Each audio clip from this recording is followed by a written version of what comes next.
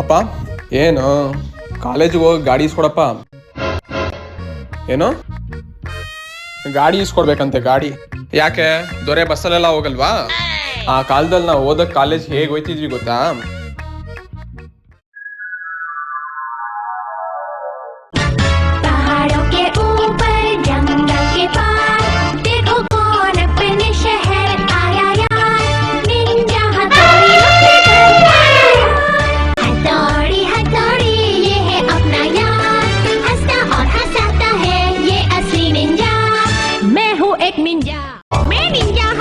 Excuse me sir.